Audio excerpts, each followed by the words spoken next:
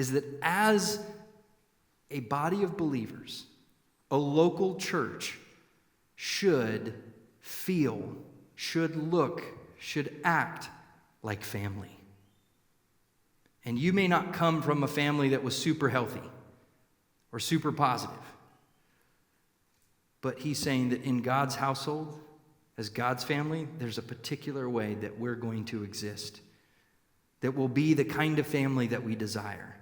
And it will be the kind of family that the watching world will want to be a part of. And so just in our interactions together, we bear witness to the truth and the fidelity of Christ and the kind of family that he creates with us, co-heirs, siblings, if you will. And so I think there's a few distinctions if we zoom out and we look at what Paul's talking to Timothy about, and even throughout the New Testament as a household, as a family of faith, there's a few things that stick out. One of the things is that as God's family, we're to be committed. We're not a cancel culture, we're a committed culture. We're committed to one another, right? We're in it for the long haul. We're committed and we're not going anywhere. But in our day and age, it's very easy to jump here, to jump there. Maybe if your pastor preaches too long, you'll go find another place to go. Maybe if you don't like the music, or maybe the lighting, or whatever it might be, the color of the carpet, I don't know. But we're very susceptible in a culture like this to feel like a consumer when we attend a corporate worship experience.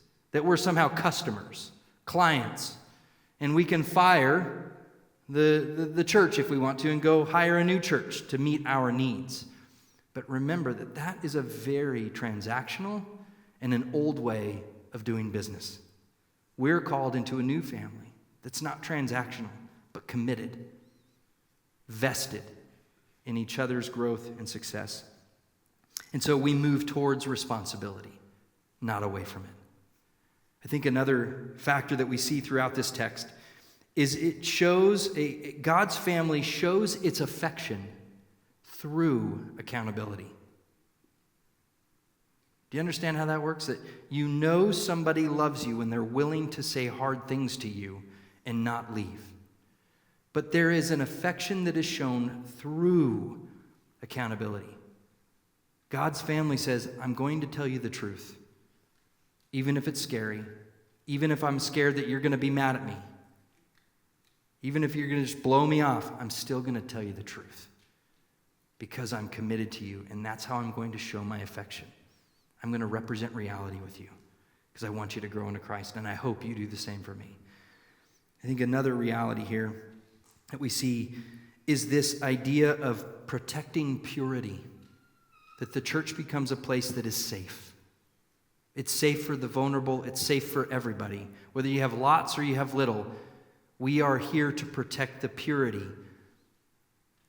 We're not just sexual purity, but purity in all ways, untainted, that this is a safe place to be who you are and recognized you're a work in progress, and that's okay. I think there's also a durability that comes with being God's family. Right? An ability to take hits, to experience strain, and to realize that in God's household, as God's family, strain doesn't weaken us, it actually strengthens us. That as we endure together, whatever this world throws at us, whatever the enemy throws at us, or whatever our own sin causes to fester in the midst of us, we work through it and we grow stronger because that's God's economy. That we are a durable family. I think a couple other things that stand out to me. That we see, notice the discussion about widows, but we see hidden people. God's family sees even the hidden people, those that maybe are overlooked by society or culture. But we make a point to see them, to know them, and to love them. And so we desire to show honor, respect, and love to all kinds of people because that's what God has done for us. And so we share our resources, we give, and we try to be people that contribute more than we consume. and we also aim at maturity, that we realize we're all in a growth trajectory towards Christ. And so in every way, if you stand back and look at these various elements of God's family and his household, they're perfectly embodied in Christ. This is how he's loved us. This is what he's done for us. And he's saying, now that you're in the family, this is how we act. This is how we do things as a family.